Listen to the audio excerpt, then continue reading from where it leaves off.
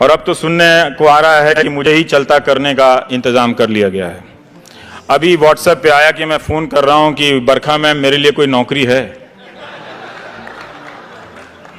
ये हंसने की बात नहीं है। इस देश का महान लोकतंत्र अगर एक पत्रकार को नहीं बर्दाश्त कर सकता तो उसके लिए शर्म की बात है। मैं गलत बोल सकता हूं, मैं खराब बोल सकता हूं, लेकिन आपने अगर मेरी हत्या की कामना की है तो वो शर्म की बात है। आपने मुझे उठाकर कहीं फेंकने की कामना की है तो वो शर्म की बात है। ये गांधी के देश में कभी नहीं हो सकता था। जो गांधी अंग्रेजों से लड़ते थे मगर उसे भी शत्रु नहीं कहते थे। हम उस देश के हैं। आप मेरा मजाक उड़ा रहे थे उस दिन। वो सबसे शर्मनाक दिन था जब मेरा फोटो तरह तरह से ट्विटर पे बनाकर चलाने लगा। किसी ने टीका लगा दिया, किसी ने गेरुआ लगा दिया। मैं पहनता हूं भाई गेरुआ, तुम पहनाओगे तो थोड़ी पहनूंगा। मैं पहनता हूं, लाखों लोग पहनते हैं गेरुआ इस देश में। क्या आप वो भी एक दिन टीवी चैनल से तय होगा कि सबको गेरुआ पहनना होगा? वो तो हम पहनते हैं अपने अपने पूजाओं में। और ये मजाक चल रहा था तो मैं यही सोच रहा था कि क्या एक अदना सा पत्रकार इतना महत्वपूर्ण हो गया कि उसे विस्थापित करने के लिए हुकूमत इतनी चालें चलेंगी? और क्या हम नहीं जानते कि कॉरपोरेट में टेक ओवर कैसे होता है? आपने दुनिया का इतिहास नहीं पढ़ा? और क्या आप हमेशा ये होता रहा है इसीलिए होते रहने देंगे? होते रहने दीजिए। आपको लगता है कि आपको फर्क नहीं पड़ेगा, फर्क आप ही को पड़ेगा। फर्क आप ही को पड़ेगा जब आपकी आवाज पहुंचने के हर रास्ते बंद कर दिए जाएंगे। जवाहरलाल नेहरू ने अमृत बाजार पत्रिका के संपादक को लिखा था कि अखबार आलोचना नहीं करेंगे तो कौन करेगा।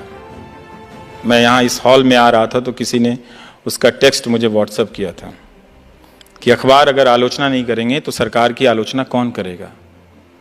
सरकार की आलोचना करने पे बधाई मिलनी चाहिए। ये इसलिए महत्वपूर्ण है क्योंकि बाकी लोग नहीं करते हैं। 99% मीडिया एक गोदी मीडिया बन गया है। अब रोना रो रहा है कि जो 1% है वो भी गोदी मीडिया है। कमाल है साहब, कमाल है। सारा मीडिया खरीद के जेब में रख लो और दिन भर प्रोपेगेंडा हिंदू मुस्लिम एजेंडा चलाते रहो और कहो कि गोदी मीडिया दूसरी तरफ भी है। अपने देश को अपनी आंखों से देखिए। वो जो रात को एंकर आते हैं और आपको नेशनलिज्म का आधा पाठ पढ़ाते हैं, उनकी निगाह से मत देखिए। वो आपको इस देश की हकीकत से काट कर ले जा रहे हैं। एक ऐसे देश की दुनिया में जो है ही नहीं। हमारा मुल्क सबसे खूबसूरत मुल्कों में से एक है। कॉरपोरेट हमारा बड़ा कमाल का है। उसने पहले मीडिया को नेताओं के यहां पहुंचाया, नेताओं ने मीडिया को अपने पास रख लिया। अब कॉरपोरेट मीडिया तो खरीद लेता है कई तरह के चैनल, लेकिन बोल वो भी नहीं पा रहा है बेचारा। जीएसटी से परेशान है, उसका धंधा चौपट है, बैंकों के खून निकल रहे हैं, बह रहे हैं, वो घाटे में दबे जा रहे हैं, मरे जा रहे हैं, कोई बोल नहीं रहा है। क्या बात है भाई, तुम भी डर गए? तुम तो बड़े बड़े चैनल खरीद लेते हो। किस लिए खरीदते हो? डरने के लिए? हमने डर में इतना निवेश नहीं देखा। जब डर प्रॉफिटेबल हो जाए तो जनता को सतर्क हो जाना चाहिए, क्योंकि इसमें उसका घाटा है, फायदा 2-4 लोगों का होता है। तो वो डर को प्रॉफिटेबल बिजनेस बना रहे हैं। और यही हो रहा है कि ना कॉरपोरेट बोल पा रहा है, ना जनता की आवाज पहुंच रही है, और लोग सड़कों पर अपने सवालों को लेकर खड़े हैं। शिक्षा मित्र रोज फोन करते हैं कि हम 1.25 लाख की संख्या में हैं, हमारी आवाज कोई नहीं उठाता है। रोज रोते हैं बेचारे। तो नए नए तर्क गढ़े जा रहे हैं, आपकी आंखों में इमेज झोंके जा रहे हैं। मैं उम्मीद कर सकता हूं कि मेरा समय खत्म हो रहा होगा, लेकिन 2-4 बातें यही है कि लोकतंत्र की लड़ाई को आप आउटसोर्स मत कीजिए। गांधी की तरह सत्य के रास्ते पे चलिए, क्योंकि हमारे देश में सच बोलने का इकोसिस्टम नहीं है। इसे हमें स्वीकार कर लेना चाहिए और इस इकोसिस्टम को हमने नहीं बनने दिया है।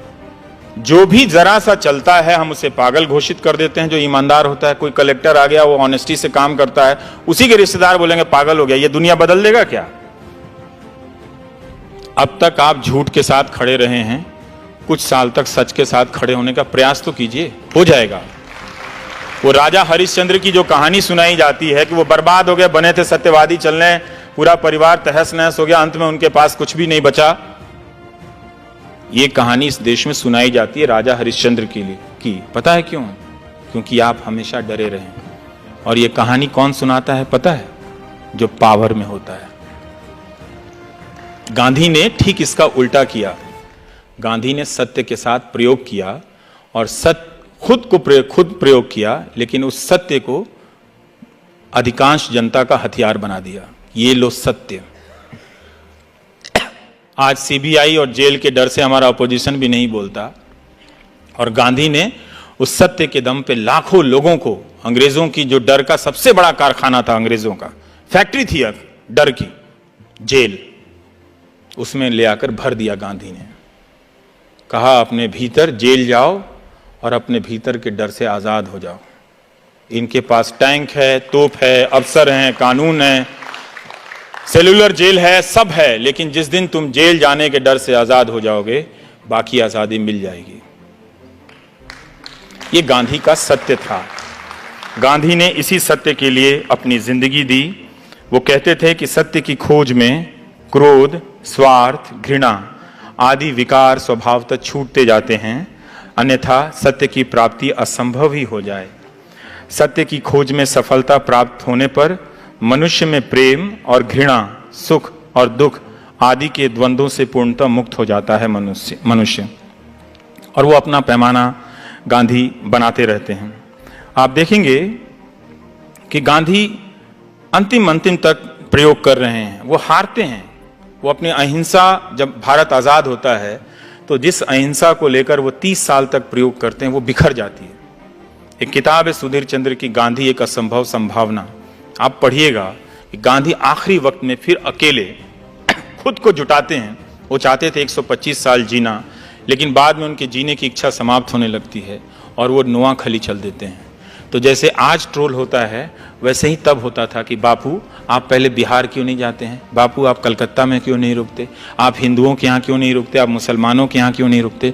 तो दोनों तरफ के जो सांप्रदायिक लोग थे वो गांधी जी का ट्रोल करते हैं। लेकिन गांधी क्या करते हैं उस ट्रोल के बाद? कई बार हम लोग ट्रोल से डर जाते हैं, तो मैं बताना चाहता हूं कि गांधी क्या करते हैं। गांधी उस वक्त एक बात बताते हैं कि हिंदू मुसलमान दोनों हैवान बने हुए हैं, क्या इसमें से निकलने का कोई रास्ता नहीं है? रास्ता तो है, दोनों में से एक जानवर ना बने। जो निखिल डे कह रहे थे, आखिरी बात जो उनकी थी, उस बात को समझिए, दोनों में से एक जानवर ना बने। यही इसमें से निकलने का सीधा रास्ता है। ये गांधी ने कहा था। और वो पहचानते थे, जब ये ट्रोल के जरिए किसी की हत्या पर उत्सव मनाया जाने लगा, यहां वहां के तर्कों से सवाल किए जाने लगे, तो लोगों ने कहा कि हम तो ऐसे ही थे, भीतर से हम लोग सब कम्युनल थे, बाहर आ गए उसमें। तो बाहर कम्युनल आए तो खराब लगे, तो उसमें नेशनलिज्म थोड़ा सा ऊपर से डाल दो, उसमें मलाई। तब भी गांधी जी कहते हैं कि जो बहुत हिंसा होने लगती है, कि हम लाचारी से अहिंसक बने हुए थे, मगर हमारे दिल में तो हिंसा भरी हुई थी। अब जब अंग्रेज यहां से हट रहे हैं, तो हम उस हिंसा को आपस में लड़कर खर्च कर रहे हैं। हम आज भी उस हिंसा को आपस में लड़कर खर्च कर रहे हैं।